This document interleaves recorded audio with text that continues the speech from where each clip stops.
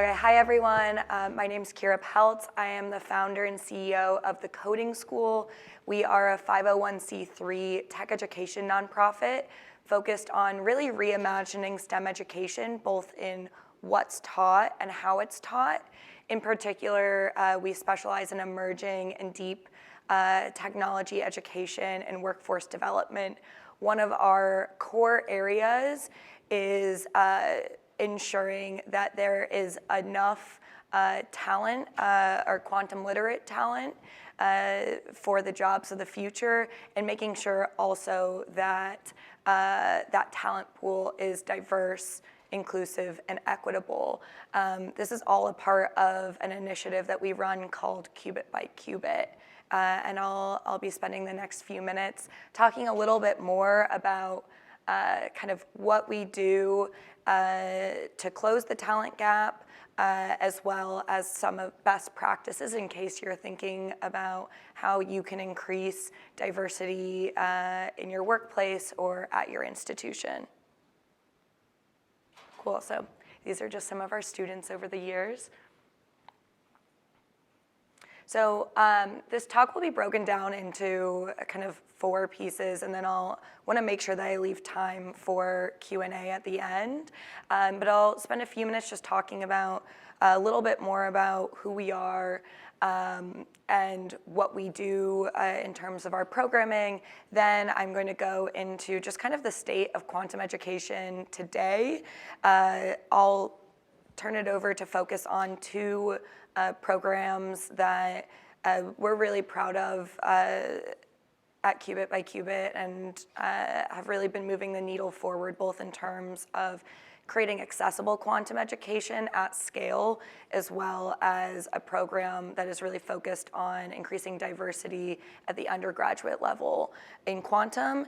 And then I'll turn over, we've trained about 25,000 students and educators in quantum technologies over the last 4 years or so, and we've learned a ton about best practices, really a lot of things not to do, as well as some of the things that you can do as well. So I'll spend a few minutes talking about that. So I've mentioned a lot of the things here, but I'll just say, like, our 3 main focuses are kind of providing early access to quantum education. We know that quantum is a complex subject. The number one thing that we hear from school administrators in K through 12 schools is, you know, quantum is only for geniuses. Why would we introduce this to our students? And the best way to dispel that is making sure that students are learning about quantum early, that before that they hear that quantum's hard or only really, really insanely smart people do it, that they're able to start doing this from day one, whether that's middle school or high school, and know that this is something that they themselves can do. Second is increasing diversity and inclusion in the space. I think this relates a lot also to the last talk about creating, you know, responsible quantum technologies. By increasing diversity, we're going to be also increasing diverse opinions and those that are in the room making these technologies, knowing that quantum has the potential to affect lots of different groups of people in society. And then third, training the next generation of quantum leaders. We're really fortunate to have incredible partners and supporters ranging from school districts to universities to companies and various collaborations. Some of them our projects have been funded by the NSF, University of Arizona, IBM, Keysight, Microsoft, Google, amongst others.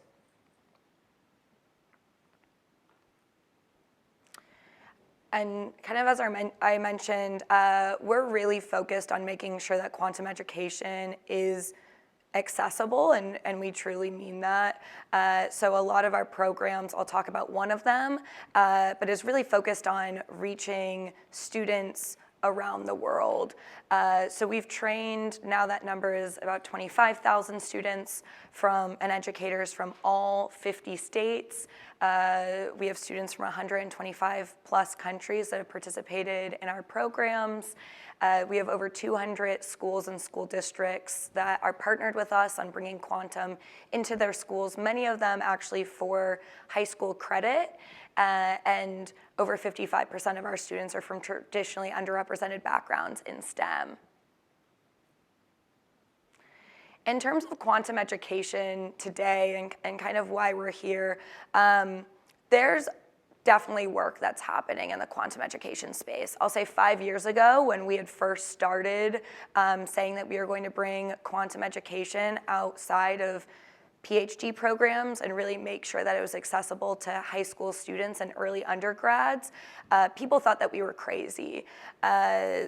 Furthermore, we wanted to make sure that there were no prerequisites or as few prerequisites as possible. So we essentially wanted to teach quantum computing to high school students that had no prior math background, physics, or computer science.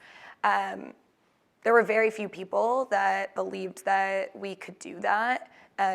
We did it anyway and proved that it was possible, and I'm happy to say that there are other programs besides ours now that are teaching students as young as high school or middle school topics in quantum. However, it's still definitely not enough. Right now, and all this slide is basically meant to show is that quantum education is still largely focused on the graduate level, whether those are master's or PhD programs. And even within those graduate degree programs, most students are not coming from traditionally underrepresented backgrounds or underserved communities. The only way that we are going to change this is by making sure that we are bringing students into the conversation and having them learn about quantum and not just build awareness. There are a lot of quantum education programs currently that are doing that, offering 1 or 2 hour workshops. That's a great way to get students excited, but we also need to be equipping students with in-depth skills in quantum and making sure that they are learning the foundational computer science skills, that they are learning the foundational mathematics skills, the foundational physics skills, so that way they are going to be able to succeed in university level classes and graduate level classes. So in terms of kind of our approach, we really believe in providing pathways for learners at all levels and ability, so that way they feel supported throughout their journey. I'll just take our high school program, or for high school students, what a typical pathway looks like for them in terms of programs we offer. For context, we have programs for students as young as middle school, so that's around 10 years old, all the way up through current members of the workforce. So we're really trying to make sure that we're reaching learners wherever they're at in their educational journey. But just focusing on high school students, we offer introductory workshops. These are 1 to 2 hours long. We offer them in the school day, virtually or in person. These workshops are really an opportunity for students to dip their toes in the water of quantum. For most students, this is going to be the first time they've ever heard about something like quantum computing. And so it's important for us to dispel a lot of rumors about it. For those that maybe have heard about quantum from Ant-Man or other kind of pop culture depictions, or those that just have no idea what quantum is more generally. Next, for students who do get excited from those workshops, we offer over the summer 1 to 2 week long summer camps for students to start developing out some of those foundational skills. We assume no prior knowledge in quantum or any STEM subjects, so we're teaching the Python that students need to know, as well as the quantum mechanics that they'll need to know over this week or 2 week long camp. We offer these both virtually and in person to make sure that we can reach students where they are. And then for students who want to continue from there, we offer, and I'll talk more about this, our course, but a 1 to 2 semester long intro to quantum computing course that is offered from September through May each year. We're nationally accredited, so we offer it for high school credit, and students can take it either through their school, if they're a school partner, or independently. Then we really want students to get out of just learning about quantum and be able to gain some hands-on experiences. So 2 years ago, we developed out the National High School Research Program. Students who have completed our year-long course, we match them with universities around the country where they will spend the summer doing research. This program has been a game changer for many of our students, particularly those from underrepresented backgrounds. One, in terms of getting them even to go to college, but two, determining where they've decided to go, and three, helping solidify what students are going to major in. I'm happy to talk more about this program later on. I do think it's been really incredible to see what students have been able to do. And then last but not least, at the undergraduate level, we're really trying to break down barriers for students who are early on in their quantum journeys and careers, and being able to help them break into the industry by providing internships. So we offer a 10-week-long program in the summer for diverse undergraduates. The first half of the summer, they gain training with us in quantum computing, and then the second half of the summer, we actually match them with a quantum company or startup where they spend the rest of the summer interning. We know this is like a very direct to student approach, which is necessary for the time being, where a lot of schools and educators aren't able to offer classes in quantum, whether that's at the high school level or even at the undergraduate level. So we also are in kind of the meantime training educators, whether they're high school teachers or university and community college faculty, in quantum computing, and so they're able to bring this content eventually directly to their students. So I'm just going to spend a few minutes highlighting two programs that we offer. It's our Intro to Quantum Computing course. This is currently our fourth year of offering this course. It's 26 weeks long. We each year serve between 3,000 to 5,000 students in this course, so our goal is really to make this course at scale and available to any student from high school and above who's interested in developing foundational and in-depth skills in quantum computing. We have 5 minutes. Ooh, I'll have to go faster. Well, I can talk more about this in Q&A or afterwards. I think the really important thing is there are no formal prerequisites. We're going all the way. We're teaching the quantum mechanics, how to develop code multi-qubit circuits. We're going into the linear algebra for students to learn, as well as through quantum algorithms and protocols and applications, and then have students finish by working on a capstone project. We also have our early quantum career immersion program, which I had mentioned is for diverse undergraduates. And many of our students who this is the first summer that they've ever learned quantum as an undergraduate have gotten return offers from the companies that they've been placed with. So this has been a really successful program from our end. I'm gonna move forward. So I'll just go spend a minute or two on best practices. For anyone that's interested in learning more. We've really found that near-peer models of instruction are incredibly important for students. So we typically hire instructors who are doing their PhDs and teaching assistants that are either in graduate school or advanced undergrads. We have found that guest speakers from academia and industry are incredible for giving career advice, but really need to be vetted closely if they're going to deliver any sort of like actual technical content, just to make sure there is a difference in terms of what one person might think is accessible for high school students versus others.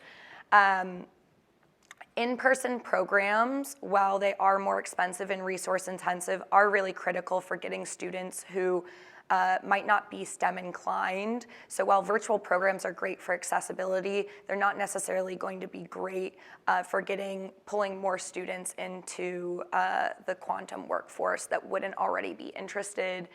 And ideally, we really do need to make programs free. About 97% of our students would not be able to afford our programs if they cost money or if they weren't able to get a full scholarship. I have some more best practices, but just in the last few minutes, you can read them up here. I'm happy to talk about any of them. I wanted to open up and see if anyone had any questions.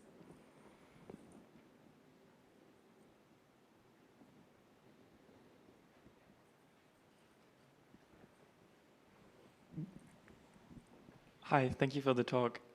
You mentioned that you worked with students from 125 countries. Were there still students in America, or did you also have some projects and workshops around the world? Yeah, so our virtual programs, for the most part, are open to students from around the world. When we do in-person programs, it's typically partnering with school districts or universities. For the most part, those have taken place in the US. However, we have partnered internationally, so we work in Australia with the Sydney Quantum Academy on doing in-person programs. We'll be running an in-person professional development for educators this May, and definitely are interested in doing other in-person programs abroad as well. Thanks, Kiera, for the talk. It was great. So I wanted to ask, you've got this last slide up here. You've obviously done the work to gather these best practices, and I wanted to ask you, now that you're in this position of experience within quantum education, what are you most excited about in the coming years? Thanks so much for that question. I think what I'm really excited about, we've done a lot of really great work, I think, in building out incredibly strong content and the foundations of quantum computing and being able to make that really accessible to learners with no prior skills without sacrificing on kind of the complexity or the nuance of quantum. In the next year, though, we're really excited to kind of build more specialized programming and modules, especially for undergraduate learners and current members of the workforce in areas like quantum networking, quantum chemistry, and other kind of applications and quantum tech areas that we haven't been working on so far.